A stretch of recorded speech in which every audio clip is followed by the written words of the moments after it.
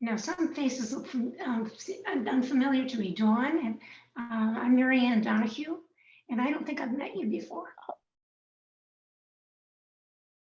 Are you a new tutor? Actually, I am. I'm one of the tutors, and I've been tutoring since March. I've had 2 students, one from Japan and one from Iran. And we're up to probably reading a 1st grade level. How's that? And awesome. the conversation is still pretty stilted. And you tutor at the El Segundo Library? That's correct.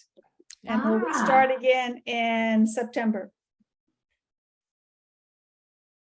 Okay. I've been spending several weeks this summer putting together resources from a variety of sources, like different materials for ESL. So it's kind of a comprehensive, hi, we're going to read this passage, we're learning these words, we're having this conversation, and put it all together so that it's kind of make a lesson plan so it flows.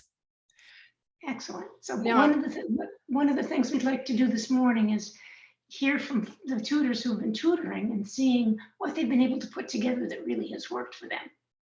Yeah. So it looks like Dawn, you were a former school teacher? That's correct. I taught 23 years at 5th grade. Wow. Okay, that's why you sound so professional. Okay.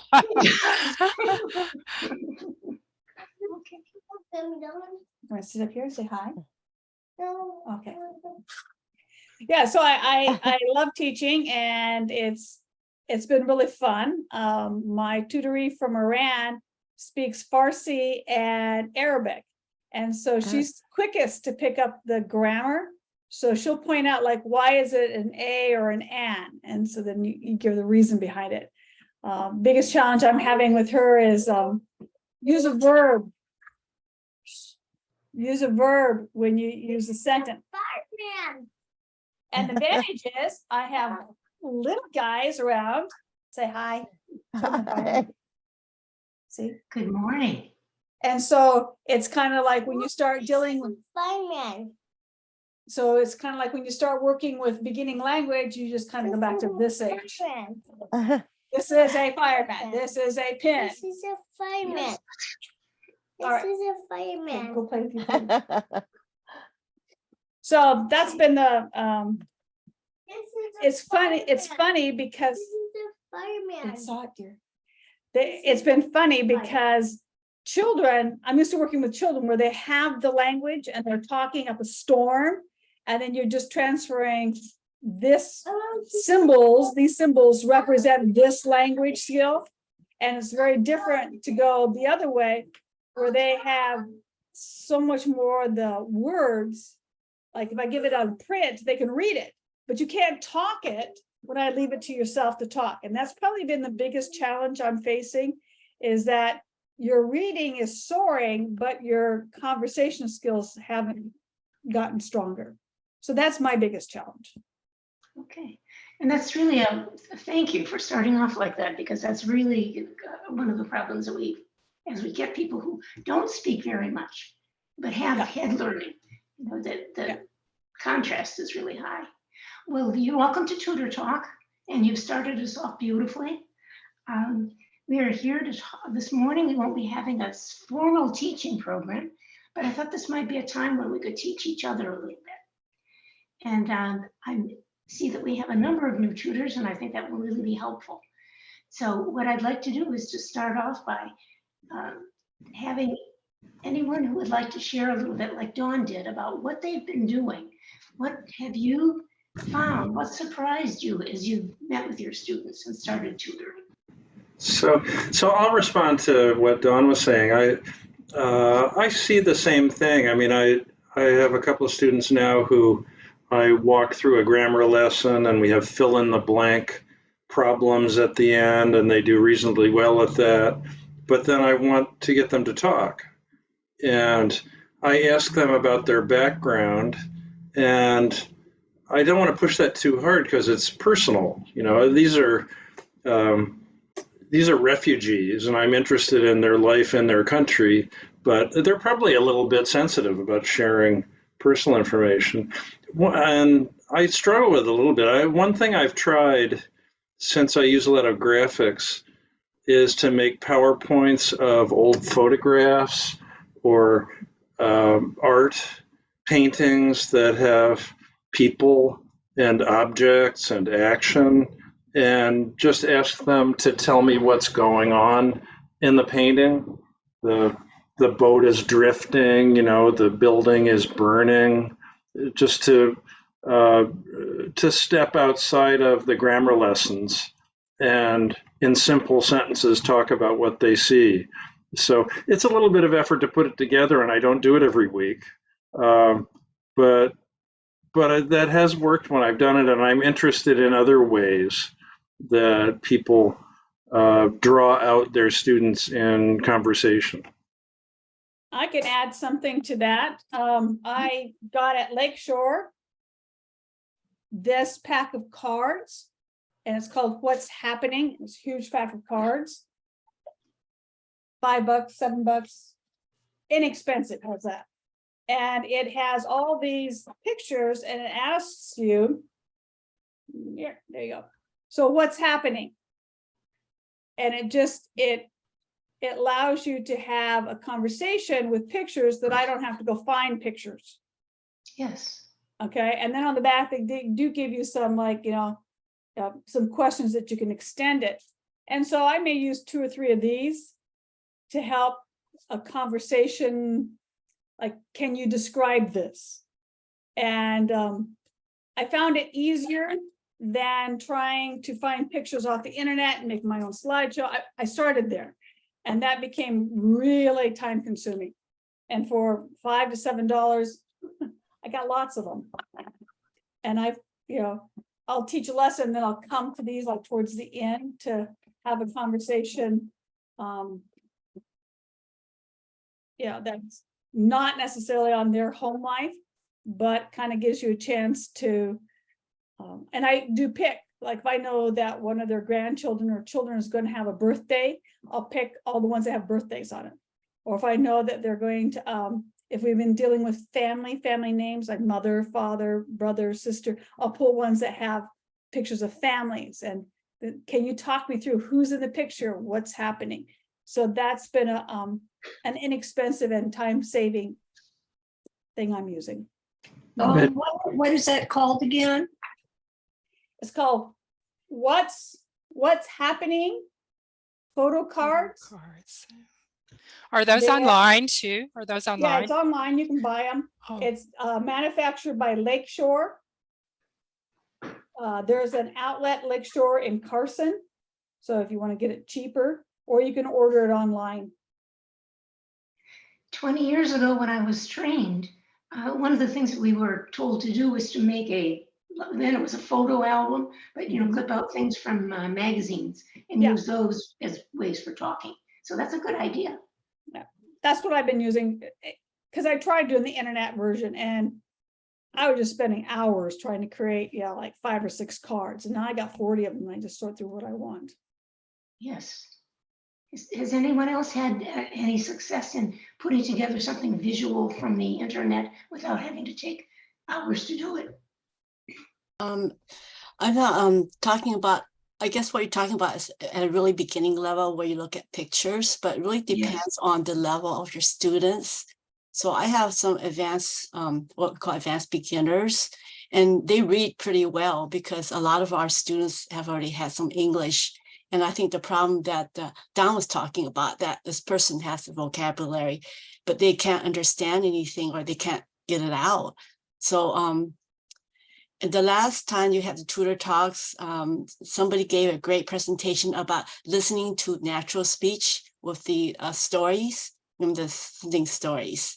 Forgot what it was. But anyway, so I got to thinking that that's what they really need, is to listen to natural speech, not just our speech, but everybody else's. So, and then when my students, kind of looked at the video, and she said she couldn't understand a lot because she's really, she really wants to learn. So she went out and looked at the video like TV programs, but she couldn't understand it. So I started looking through the internet to see if there's any really videos that we can use for ESL. And I found a couple. They're all different levels. One of the most popular that has been used in distance learning, probably at an intermediate or higher level, is Crossroads Cafe. If you haven't ever heard of it, it was used in a lot of ESL programs. And it's a really funny TV series. And I used it with my students and they really liked it. But my Japanese students had a really hard time understanding it. I mean, they had to click on the closed captioning to really know what's going on. I said, that's okay. But a student from Ukraine and from Iran, and I had one student who's been here for 7 years, didn't have a problem. They could catch most of it. So I was looking for something for those Japanese students that really can read really well. Their grammar is great, but they can't function conversationally because they can't understand what a native speaker is saying. So I found a couple of websites, and one is English Central. They have really short 3-minute videos, 3 minutes. That's all you can really do, 3 minutes. And it's by level. And then there's other ones too, but there's lots of stuff on the internet. I found a couple of stuff, but it depends on where your students are at. So it really all depends. And as far as conversation for advanced beginners or intermediates, I use the side-by-side series, and they have really good conversations. So you can just jump off of those. Like we are studying stuff like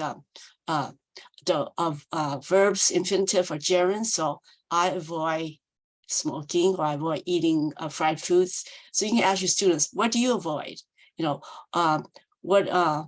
What do you could use those phrases from side by side. It's a very natural conversation, and just change them from the exercise. After they do the exercise, ask them personally, to apply it to themselves. And that way, there's a lot of conversations that go on that way with advanced, intermediates, and higher up. So, okay, someone says, okay. So anyway, if you like, there's another website called Fluent something, that has longer videos, like 20 minutes. But I find for my students that really have trouble listening, for 3 minutes is like more than enough. Thank you. Hi, my name is Anthony, first time attending. I've been using the NPR Story Corps quite a bit because I have more of an advanced student where his background is what I tend to work with in my day-to-day regular line of work. So his big concern is like English reduction, competency and confidence, and day-to-day conversation. And periodically we'll check in on goals, and he's really like the Story Corps because of two things. It's different English speakers. So there's Southern accents, there's inner city accents, there's Bronx accents, you name it. And the advantage of the Story Corps is 3 minutes long. We structure a lesson plan. It's so easy to ask questions like, what did you notice about their speaking patterns? What phrases couldn't you understand? Was this phrase new to you? What didn't you understand? But then also, because they pick such timely topics, it leads to other conversations, because I've had some great ones on US segregation, Native American reservations, where from where he's from, that is totally foreign to him, a brand new concept. So he's even said, I had no idea about any of this. This is really helpful to have better context of US history and just kind of why things are the way they are. So I'm a big fan of the Story Corps. I really have enjoyed using that. The other thing we've done is we do a lot of reading exercises to help with pronunciation. I let him pick the topic, because when he's interested in it, it leads to more conversation. Instead of early on, I'd pick something and he could do it, but you pick a hobby he was interested in, it just leads to a conversation. So need not be something personal about their background, but what do you enjoy doing? Let's focus on that. You like soccer? Great. Find me an article on your favorite player. And those have been some good strategies I found for conversation. Good. That's really personalizing it for the particular student. How about you, Jack? You're a new face to me.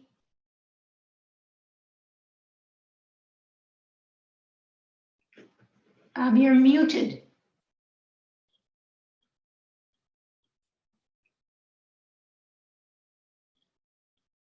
Good, there I am. Okay, yeah, I'm new to the South Bay Literacy Council. My wife and I moved, we're retired and we moved from Wisconsin not too long ago, and to be near our daughter and her family. And I did tutor there in Stevens Point, Wisconsin, with the Portage County Literacy Council. And over the years, I had a couple learners. And it was interesting. I was talking to Jack Condon about some Zoom things that I needed to learn. And he mentioned that a book he really liked to use was a book I had experience with before. It's from Cambridge University, Essential Grammar in Use. Mhm. And it's a grammar book, and they are really good. Their illustrations are really imaginative in just a drawing illustrating the grammar point that they're teaching. Like, for example, they have a picture of a young man, and he has a guitar leaned up against his chair, but he's not using it just now. And what he's doing is he's watching television. So, the caption is, he plays the guitar, but he's not playing it now. He's watching television. So when to use simple present, and when to, because he does play the guitar, but, you say he's playing the guitar now, or he's not, when you're talking about what's actually happening as you're talking. So they're very, very good at devising things like that.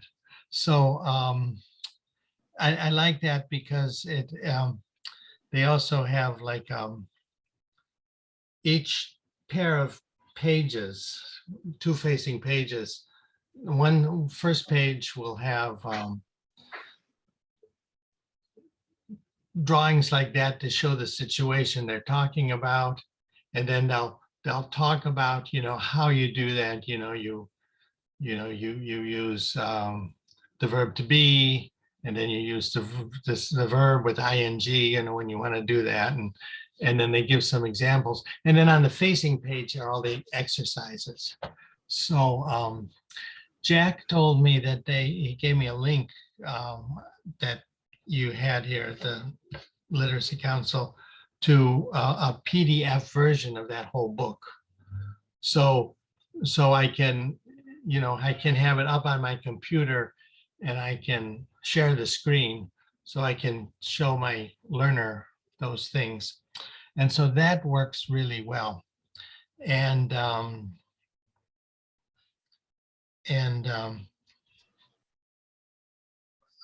so that's a good thing. Another thing I've used, I don't use as much in class, but sometimes when I got into a pinch and I wanted to tell her something, and for example, in that thing, she's from Colombia, and she's only been here 4 months. She's must have studied English in schools somewhat, because she said on the application that Lainey had that she read better than she spoke. And I can believe that, because she seems to know a lot of things that she can't quite express yet. But in that lesson about using the present continuous, saying, he's playing the guitar, they had a little point that they made, which is a good point in the book, but it was a little hard to grasp right away. It said, never use the present continuous with these verbs. Don't, and it's just, then the verbs were like want, like, hate, believe. And she said, well, why is that? What is it about these verbs? And I said, I wasn't quite prepared. I should have reviewed a little more carefully on that one, because I was surprised. I said, I can't quite say, I'll help you next week with this one, with your question. And so I thought about it, and I said, oh, all these words are like about what you think or how you feel. There's no action that a person can see. So that's probably the thing about them. You know, you say, I like Mexican food, but you don't say, I'm liking Mexican food. It just sounds odd. So I said, okay, now how do I explain that? So I at home, I mean, before I used Google Translate. I don't use this in the class, but I think that we don't want to do that. You know, I want to have her immersed in English and try to explain, but I can't explain this. So I said, and at home, I wrote, I think we do this because these verbs all have to do with feelings or emotions.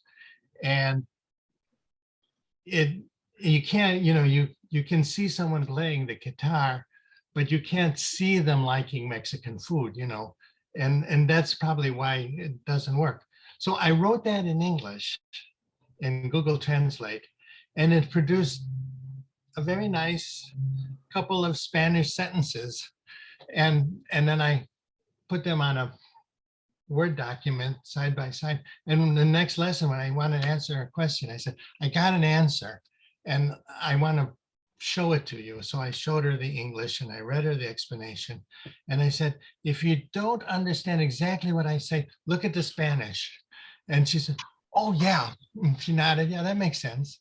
And so it was kind of a limited use of something, you know, like Google Translate. And, you know, I wouldn't use it much in class, but I wanted something to say. Oh, I also used Google Translate when you know, Lainey put me in touch with her. And when I wanted to communicate with her, send her an email, and I introduced myself and, you know, I said, you know, we can do this. And I talked about suggested time. And so I wrote her an email, and I didn't know how good her reading was. So I went on Google Translate. I put my whole text of my email in there and I know enough Spanish to judge, yeah, this is good Spanish, you know, that Google Translate produces. So I gave my whole email and then I put it below again in Spanish. And so that was kind of a help. Oh, the other Thank thing you, about, Jack. yeah. Thank you, Jack. I have a couple more hands that are raised. I Sure, need to sure, go sure. to. Thank you. Lainey, you had your hand up first. Yeah, I have a couple of questions, Anthony. I've received some feedback that it's hard to find stories suitable for their students in StoryCorps. Are you having any trouble with that? What I'll do is I'll browse a few ahead of time to see, can I make a lesson plan about this? Because some of them are really simple, but I got lucky in the last few, had some just really great figures, like one of the first female astronauts, first Black NASCAR driver. It's just luck of the draw sometimes based on the stories, because some of them are like people talking about their parents. There's really not much to glean from it. So it is hit or miss sometimes. So it's a little bit of digging, because I'll bounce between the StoryCorps website and then NPR's website, since NPR's are a little more historic focused. Oh, okay, great. I wrote a lot of notes here, so I'll just keep going down there. On the finding pictures, the Getty Museum there had a program that was for ESL, and they used paintings from the Getty Museum. And there was a book, it used to be in the SBLC library. I don't know if it's still there. And there was something online too, I think. I'll see if I can find it and send it to everyone. And there's also a thing called Listen a Minute. Jack Condon seems to like it. It's British speakers mostly, but it's like 2 minute, well, 1 minute blurbs on multiple topics, and it's good for listening. And finally on Google Translate, Jack, I don't know if it's right or wrong. I don't know if there is a right or wrong, but I use Google Translate all the time, especially with my real beginners, you know. And the other thing is you can type it in there on English, on the English side, and it'll translate it into whatever you need. And it will also speak it. There's a little microphone down at the bottom and it will speak it to them too. So I'm encouraging my students to use Google Translate to speak into it and see if it recognizes their language. And half the time it doesn't, but it's, you know, it's fun to try. Okay, thank you. D. Turkal. Yeah, silent J. Silent J, Turkal. I just want to share a few thoughts. English is my second language, so it's easy to relate to people who speak English as a second language. And I have my first student who is absolutely brilliant and reminds me of myself when I came to this country with a degree.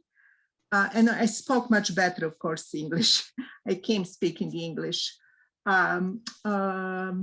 But I will just share a few ideas that may be helpful. I think that our website and internet don't lack resources. I think we offer a wealth of resources for each tutor. I think what we may need to pay attention to and to offer help to the new tutors is structure of the class, because that preparing for the class, at least for me, takes much more time than the class itself. So I'm sure many of you have the same experience.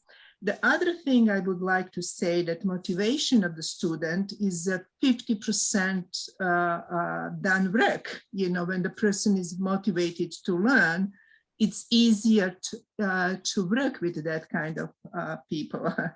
And also motivation of tutor, you know. So I have a structured class. So for me, it's not a question if I committed to help somebody. So I will not do some things 1 week and I will not do other things. You know, for example, every week I am extremely busy and I am able to have a class once a week, 90 minutes. And so between the classes, the student really needs to do a lot of practice assignments.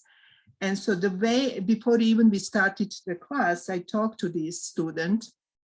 And so I always offer vocabulary, grammar, and video. I speak with an accent, so it is very important for the person to hear a real American speaking language.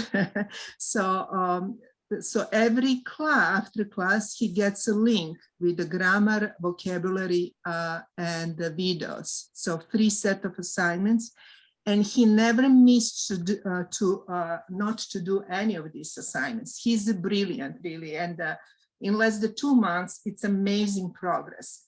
And so what we do, so basically he practiced that and listens between the classes, and actually we use the classes just to go over these assignments. So he gets prepared to the class, you know, and so he has a notebook, vocabulary notebook, and a grammar notebook. And so he practiced that. You know, that's how I learn English, all the passion way. And it's important that he immediately practice to write, and he's absolutely brilliant young man. And I'm so grateful for the opportunity to help him, you know, adapt to this country and settle in this country in the way that will work for him. So that's what I would like to say. Thank you. Thank you. Where's your student from, Dee? Oh, he's Nicaragua. Okay. He's an engineer. He's 25 years old with a degree in the civil engineering, and absolutely brilliant young man. And I also will take him with me. He will be my guest in one of the, I belong to so many book clubs. and he likes to read also, just like myself. And so he will be my guest. So, and then we will talk. So his experience. So just amazing young man. And I'm so privileged to be in his life. So thank you, Lenny, for referring him to me. I'm really grateful. Thank you, guys. And I apologize for not being visible this morning. I have rolls in my hair and I'm in bathrobe. Not nice sight. I am getting ready for some event. Thank you, guys. Thank you for coming. Mary Nell, I think you had your hand raised. I do.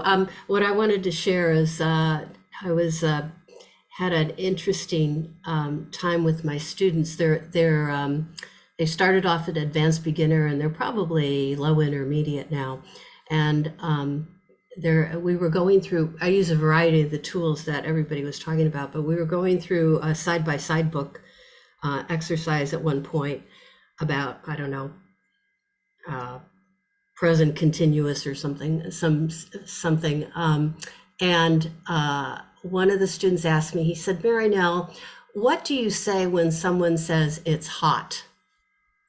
And kind of a light bulb went on in my head. Here I am talking with them about relatively complex tenses.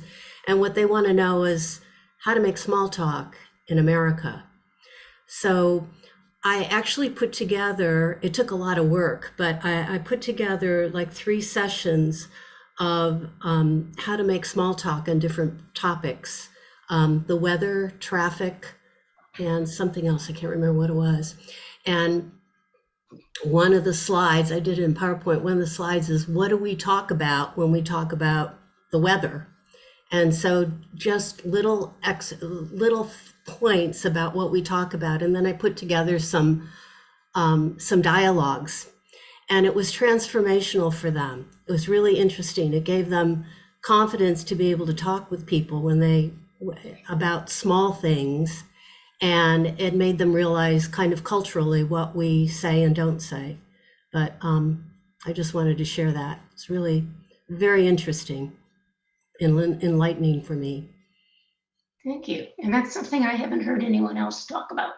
Yeah. Teaching people how to just have small talk with people. That's excellent. Sheila, your hand was up. Yeah, yes.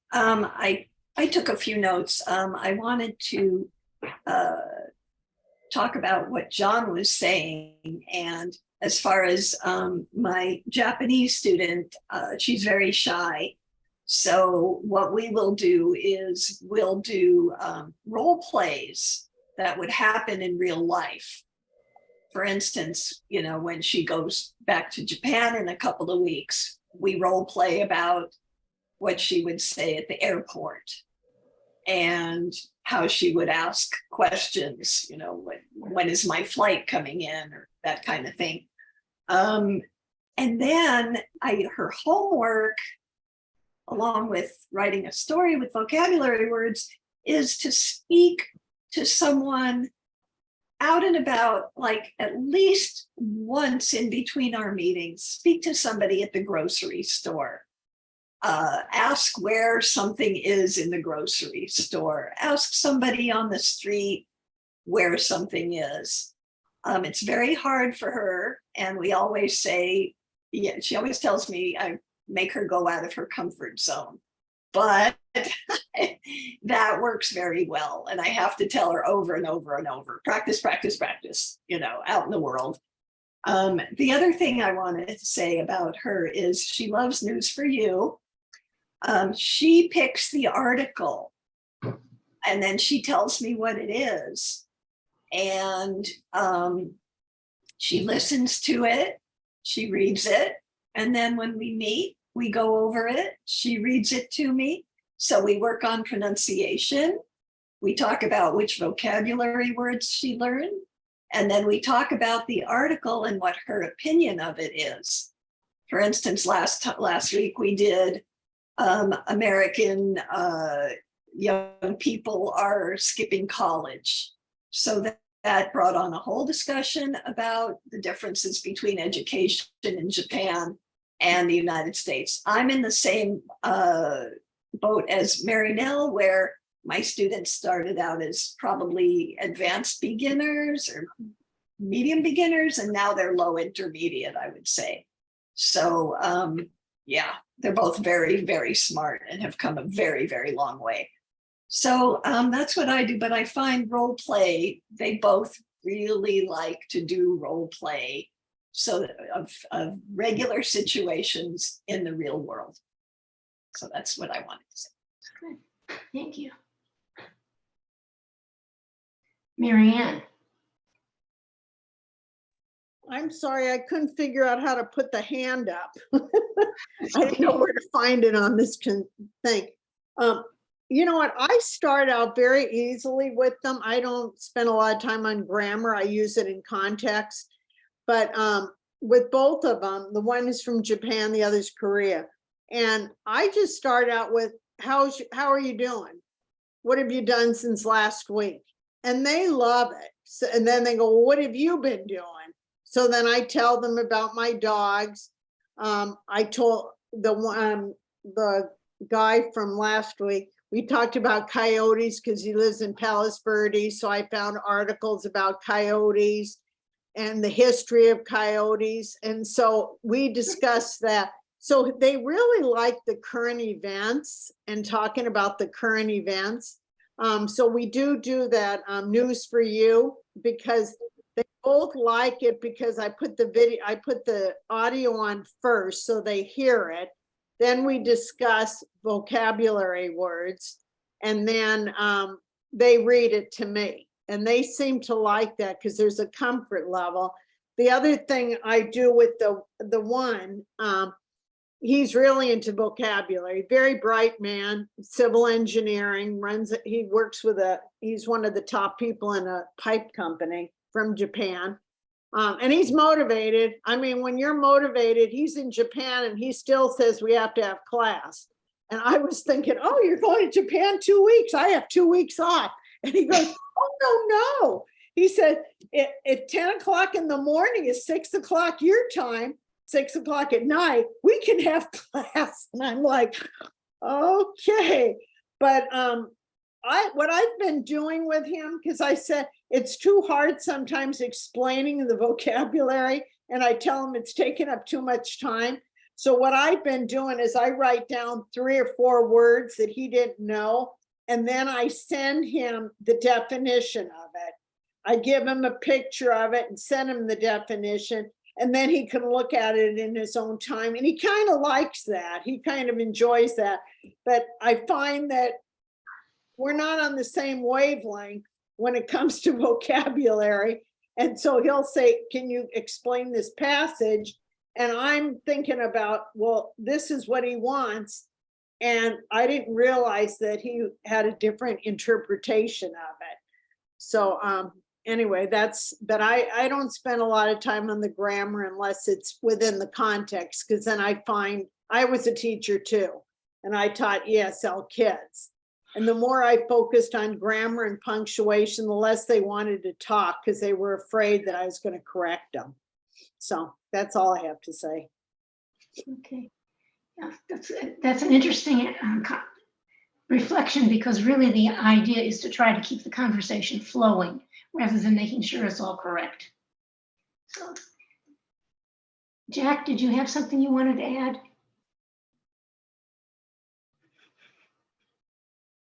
No, I'm just listening right now.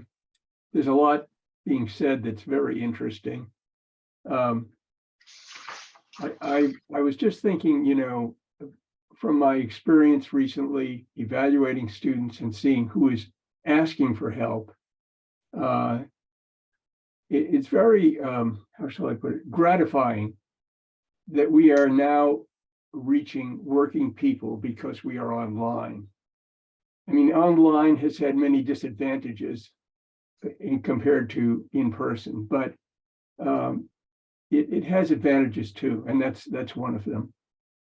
For many years, I was teaching, and I only saw people who were not in the workforce because they were spouses or at home or what have you. So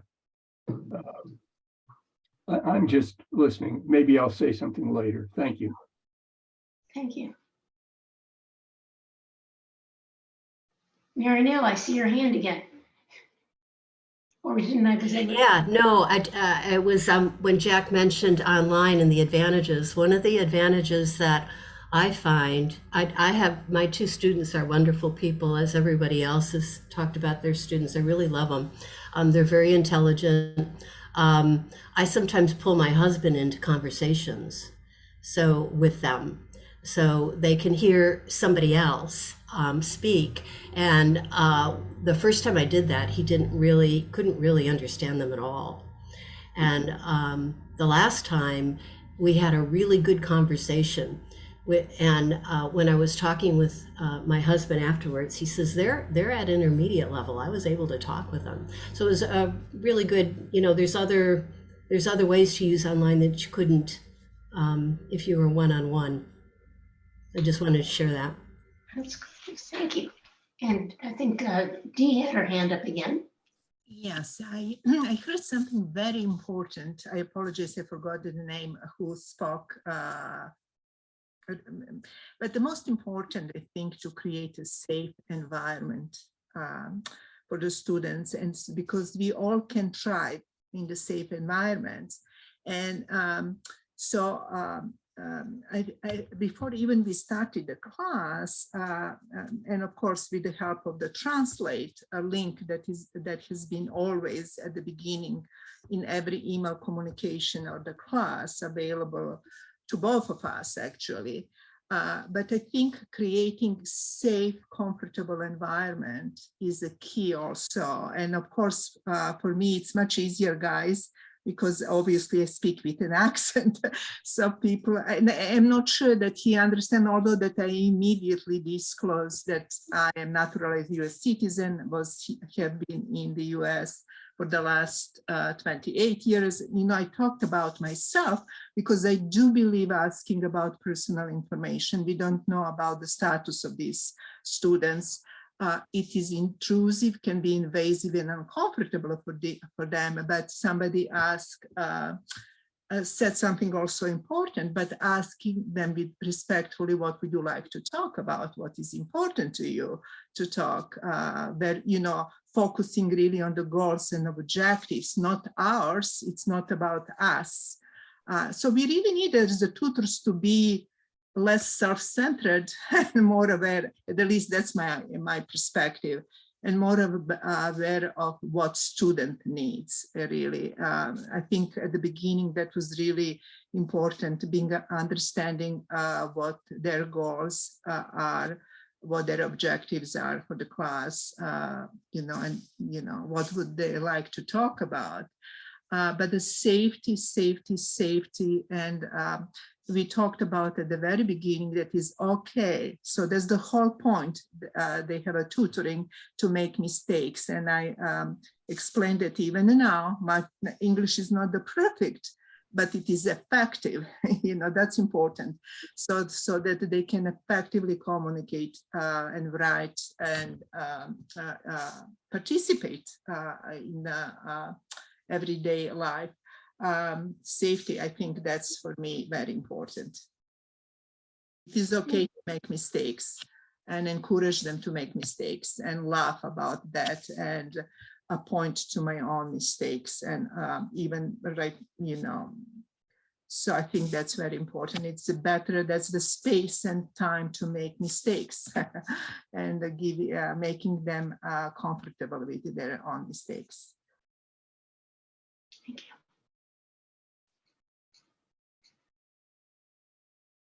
Lainey, your little hand is raised. Yes, Dee kind of stole what I was going to say. Thanks, Dee. But sorry, Lenny. Following up on Marianne Tiola's comment, you know, first of all, I'm not a tutor. I mean, I'm not a teacher, not trained at all. So I try to avoid grammar because becoming an ESL tutor, it didn't take me long to realize I either don't know or don't remember what I learned about English. So I'm learning right along with them, and to say you don't know the answer, I think is okay. And with my Spanish speakers, especially since I am trying to learn Spanish, I think they get a big kick out of the fact that I don't know a whole lot, and they laugh at me a lot. And that tends to help, I think, make the class go faster.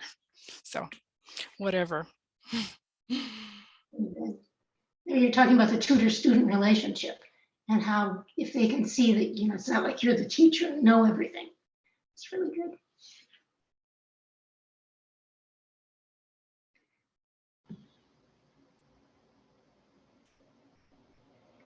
There's a comment earlier, I think Mary Nell raised about the small talk. I don't know at what point I started in my lessons, but the first question is, what's 1 to 2 new words you've learned this week? Because my student is in a professional setting and it's mostly American idioms and phrases. So he was saying he was on a Zoom call.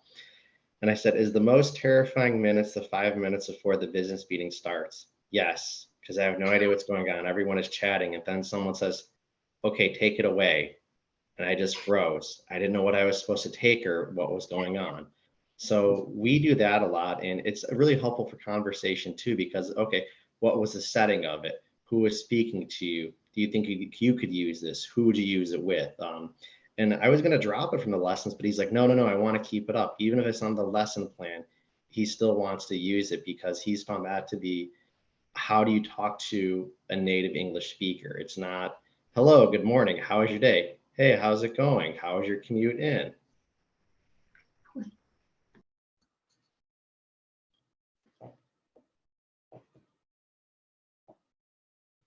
Mary Nell, I don't know if your hand's up again or if it hasn't been put off.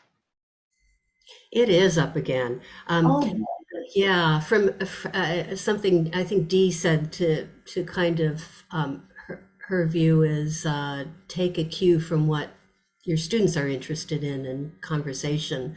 And my students like art and movies and music and reading as well. But one of the things we have done is have kind of a project for both of us where we decide, okay, next week we're going to talk about art. And they're internet savvy. So we each pick 3 or 5 pieces of art and share them on WhatsApp and then talk about them the next week. And I tried to concentrate on American artists since they may not be familiar with some of them. The other thing we did was music. You know, what are your favorite pieces of music or groups? And so I learned a lot about South American music that way because that's what they picked. And then the other one was to pick a movie.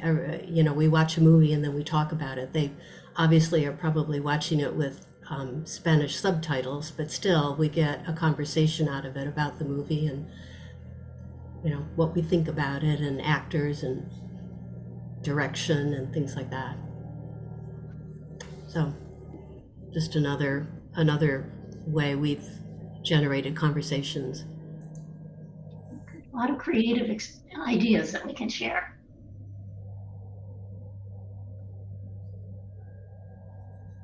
I haven't heard anything from people whose picture I can't see, Susan Brackle and Emma Skinner. So please, if you have anything you'd like to say, just raise your hand with your little reactions at the bottom of the page.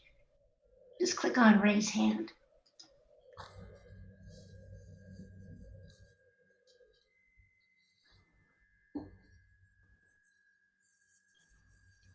Hello, Emma. Okay. Hi. I'm picking up a lot of good information here, a lot of good ideas, but I have not been able to have more than 2 meetings with my students because they keep dropping out. So I just finished off with my 4th one that dropped out. So I'm not having good luck.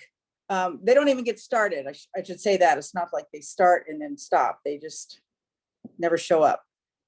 So I'm ready with all these great ideas for everybody, but I just can't implement them yet. Does anyone have any experience or comments they'd like to make about that kind of situation? Because it's happened to all of us.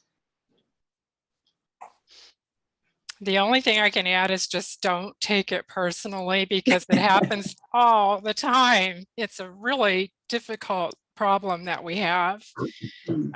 Jack and I are evaluating students online now in a speaking mode with the hope that that one extra step will encourage them to continue. But the beginners seem to have the most trouble getting started. And but please do not take it personally. It is human nature, I think, because it doesn't only happen on the student side of the equation. Volunteers also disappear. So I think it's human nature. Yeah. Well, I'm not taking it personal yet because they haven't even met me. So they just don't show up. So even that last person I assigned didn't show up? No. Emma? Oh. No, she did not. Erica, I think. No, I've messaged her 3 or 4 times and called, Okay. nothing, emailed. Okay, well, I might have somebody else. Okay, I'll keep trying. I won't give up. It is a horrible problem, and it creates a tremendous amount of extra work for me as the matcher. Oh my gosh, it's awful. I can't stand it. But anyway, we're working on it. It's discouraging, I know. So, yeah. Susan Brakel, same issue. I'll hang in there. Yeah.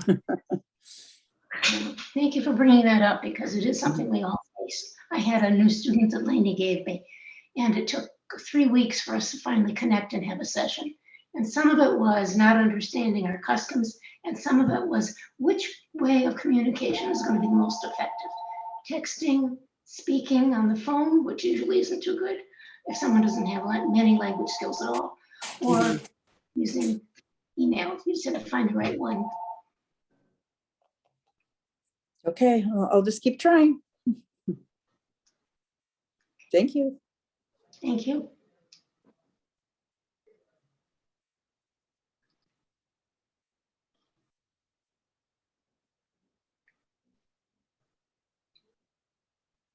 I think Dee has her hand up. Yeah, Lenny, I have a question, just quick question for you about these, students dropping out or even volunteers. Do we make a follow-up exit, some kind of call or contact just to find out why students are dropping out or volunteers so that we have a just better understanding what is an issue? Yeah, usually when they drop out, they don't communicate with you. So you can email them, call them, text them, whatever, they don't respond. All of them? Volunteers and students. Okay, thank you. I was curious. So Yeah. it would be helpful to know what to change. Thank you, Lenny. Yeah, I don't know. I've tried everything, and I only ask a couple of times and then I stop. Thank you. I'm not going to be a pest.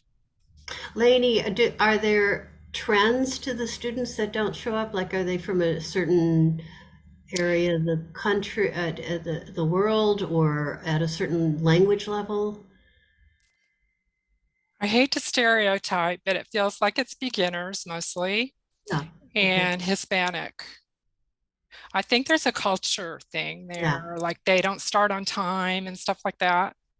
It's no big deal if they miss a meeting. I don't know. Maybe education level is another one. If your student has gone to college, they've gotten a certain amount of discipline on, how to attend a class. But we do, especially those real beginners, many of them are like middle-aged women who have never been to school. And I start to wonder sometimes, and I know this is a fact with the Spanish speakers, many of these women never went to school and they don't know how to read Spanish, let alone English. So they're not even fluent in their own language to a certain extent. Yeah. And how you determine that, I don't know. I haven't figured that out yet. But every now and then I realize, I bet they don't even speak. They don't even read their own language. Yeah. Dawn.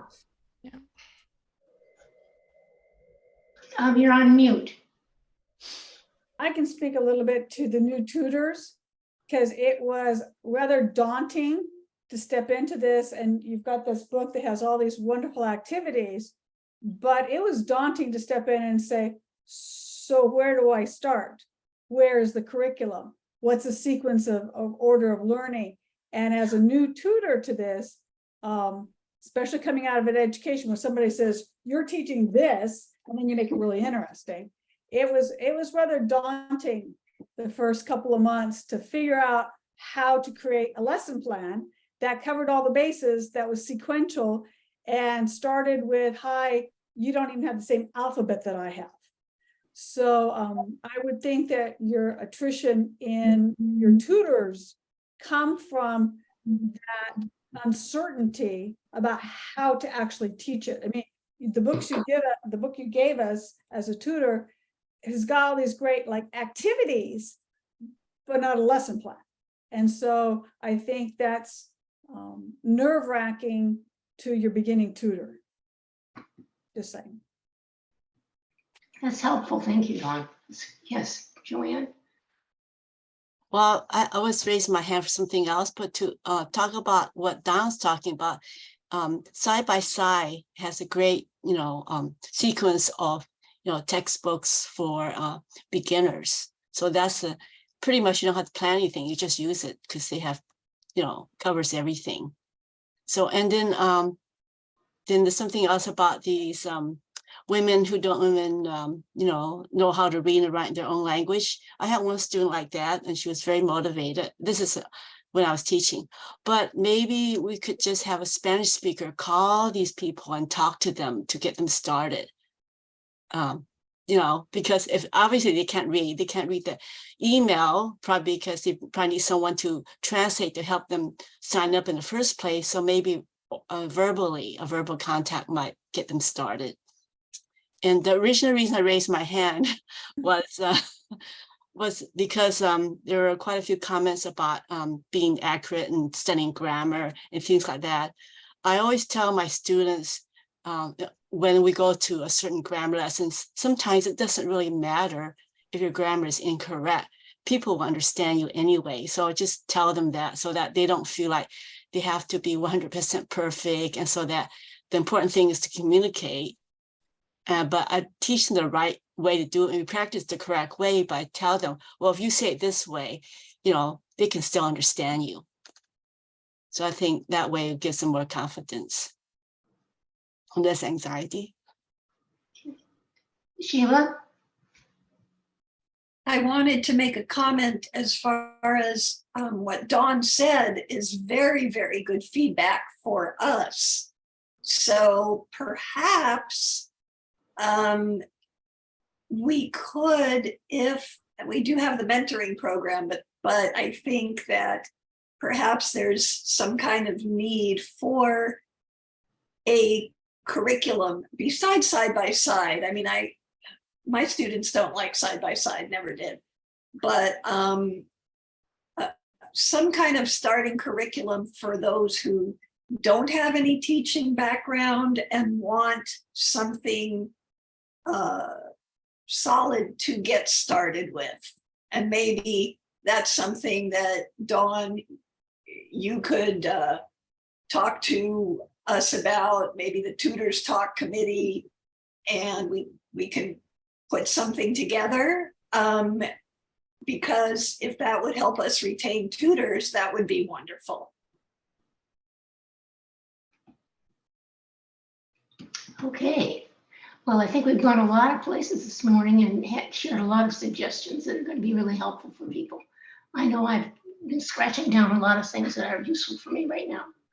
And we're just coming to the end of our time, and I wanted to make sure that we invited anyone who would like to get a little bit more involved with the Literacy Council. A good way to do that would be to be part of our fall conference planning. We're just starting now to form a committee. And if anyone would like to sort of interact with other people and decide what kind of material we should cover, you would be wonderfully welcome. Let's see, Maureen, do you have any comments to make about what would be needed?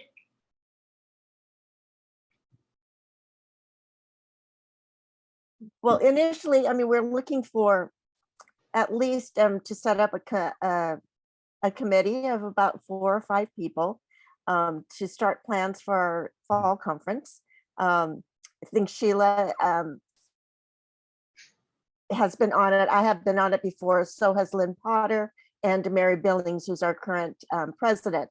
That doesn't mean to say that we are all going to continue on for the fall conference, but we're beginning to put a new committee together. And the first thing that we need to determine or have recommendations on once the committee is established, and we hope to do so by, I'm thinking, Sheila, if we can, maybe by the end of the month would be a good starting point, right? Is a theme. That's the first thing that we discuss. And our spring conference is the mandatory conference that the organization needs to have every year, primarily because we vote in the new board of directors. But in the fall, it's basically open to ideas on what we can do or want to do. We've had not necessarily meet in a meeting room. We've had conferences as a picnic, which has occurred a couple times. And one of the things I think as tutors, I used to be a Cal tutor. I'm not tutoring right now, but I do admin for the organization. But it would be maybe something to think about, including our students in a conference or a fall event of some kind that we can invite them to participate, either themselves or maybe with their family members, so that they feel more included in this effort that we're putting out to help them learn to speak English and to be able to be better communicators in the current social environment that they're in. And I like to think that our students would feel more involved, I think, if we invite them maybe to a gathering of our tutors and students.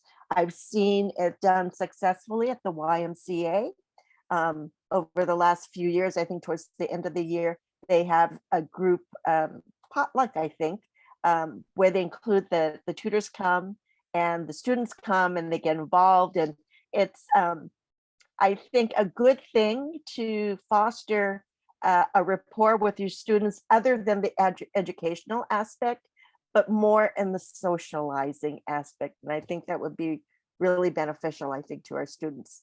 So something to think about. It doesn't mean that that is what we are going to do, but something to put on the table to discuss once we put this committee together.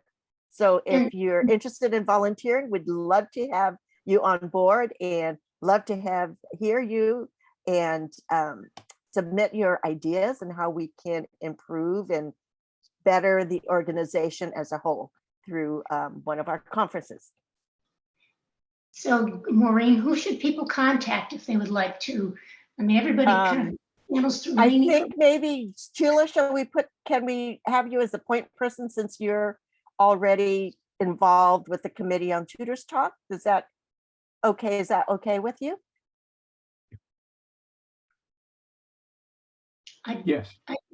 Did she hear me? I didn't hear who you suggested. Oh, I asked Sheila if since you are already involved with Tutors Talk, could you be the point of contact for the tutors who would be interested in joining the committee? For the fall conference? For the fall conference. Is that okay for you, with you? Okay. Sure. Yeah. So those of you who are on, my email is just sheilazwern@hotmail.com.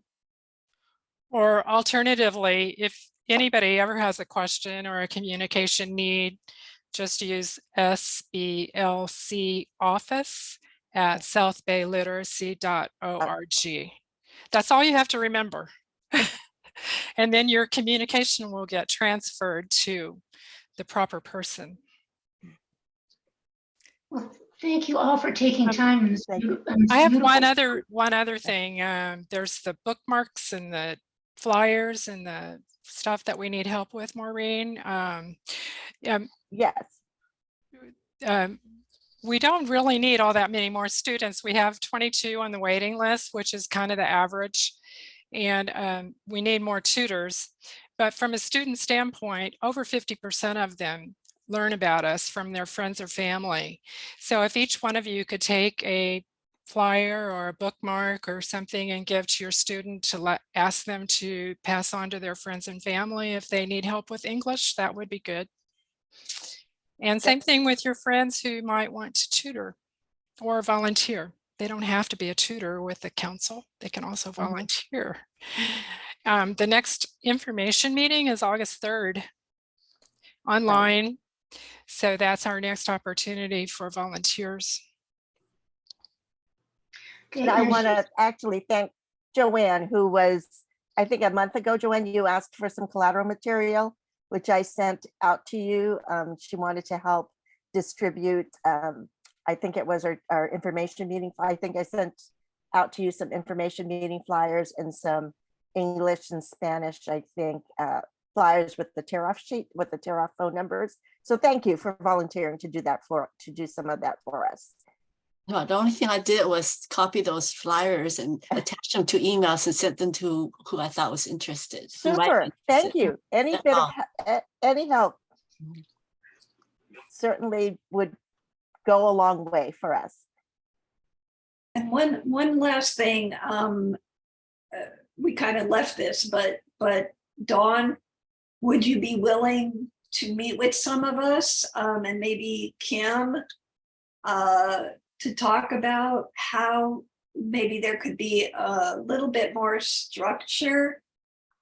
I'd be happy to, because I think that's your biggest problem in retaining tutors, because they don't know where to start. I mean, I started tapping everybody I know that taught in public education, says, what do you use? And the one person gave me this one. I ended up within 3 weeks with 5 different books. And so at least you will know, it was great because I said, I like this and this and this and this and this, and I started putting it all together. But I mean, I'm good at writing curriculum. So I think that you get other tutors and they don't know where to start. I mean, hi, my name is Dawn. What's your name? And they're looking at you like, I don't know. Yeah. And so some people would want that. Yeah. Some people would want that. Some people like the creativity of it being open. Right. But, and I totally agree. But the problem is that if you've got a beginning person trying to teach a beginning learner and no one has any experience in learning a second language, so besides introduction, now what do you do? What would be the next logical step? Like, hi, let's talk about names of family. This is wife, husband, child. Here's some pictures. Here's some things you can do. Use that, and then like verb tense. So you might as well not even teach verb tense until you teach time. Today, yesterday, tomorrow, present, future, past. I mean, some things you have to build on each other because you don't know where to start. And I think and we're always looking for things, and that's how Tutors Talk got started. That's how the mentoring program got started. We're always looking for ways to retain tutors. So we didn't have the mentoring program 2 years ago. We didn't have Tutors Talk 2 years ago. So these are both things that, we are trying and we're looking. Perfect. Yeah. It sounds like Sheila and Dawn need to get together with each other. Hey, I'm home for the next 3 weeks. I have a question right before we end, and it's going to be directed at Lainey, and maybe Jack or even Marianne might remember this, and I'm not sure if it would be helpful, but I thought I'd bring it up. Remember years ago, we had 2 or 3 tutors that collaborated on publishing lesson plans. Lainey, if you remember, I'm trying to think, was it Jean Geddes who headed up the group with, I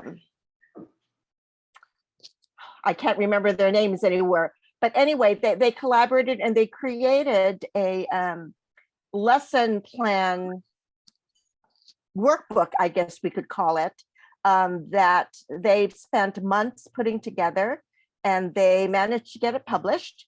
It's available on Amazon, and I don't remember if we have a couple of them even in the library, a couple issues. I can't remember if we do.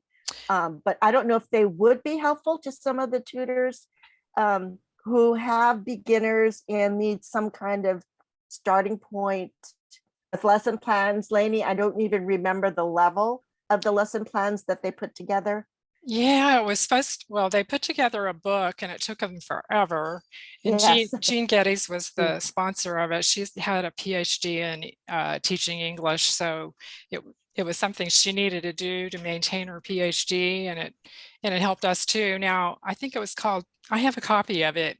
Oh. And it starts off with, well, it assumes you're tutoring in person. The other thing, it's on our website, and if you go to the link to it on Amazon, it's like $250 now. Oh my God. You can't buy it anymore. But we might be able to, there's no copyright on it, so we might be able to copy some of it to get people started. Now, I personally I've been looking through it. I didn't like it all that much. Okay. For my online very beginner students, it seemed to me it was a little bit higher level than where they're at, but you know, everybody has their own opinion about it. I'm happy to share what I have, so.